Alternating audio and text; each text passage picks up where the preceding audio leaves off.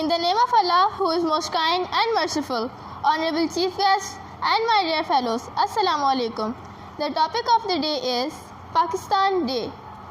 फ़र्द कायम रब्त मिल्लत से है, फ़र्द कायम रब्त मिल्लत से है, तन्हा कुछ नहीं, मौज है दरिया में और बैरून दरिया कुछ नहीं. Pakistan Day is not just a day.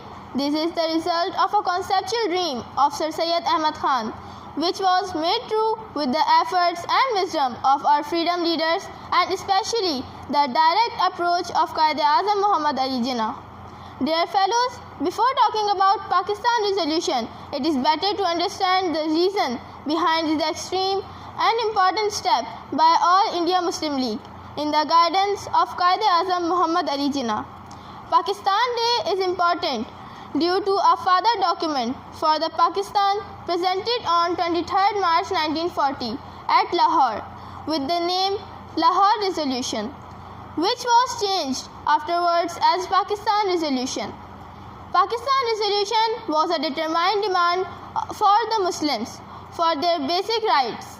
Pakistan Resolution is actually the tree has taken birth from the seed of two-nation theory, which has given courage and vision to the Muslims of subcontinent for their actual motive of life.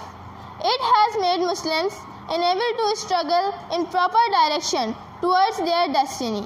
The concept given by Sir Syed Ahmad Khan about two-nation theory emphasizes for a separate state for Muslims in the subcontinent, as the two-nation theory describes Muslims as a nation with different culture, heritage, values and civilization.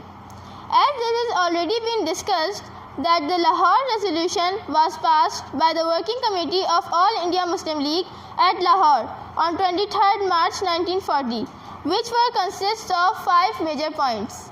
Point number 1 is that according to the 1935 British Act policies designed for the Muslims and Hindus are not acceptable at all. The same demand has already been made several times previously.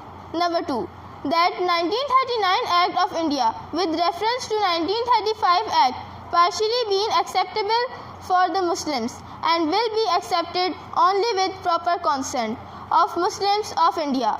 Number 3, that constitutional plannings will be acceptable if these will protect the geographical and the rights of Muslims as they are in majority in their areas.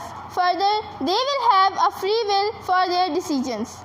Number 4, that the constitution will be designed according to the religious, social, political, customs and administratively supporting the Muslims in their majority areas and as well as in their minority areas all over the India.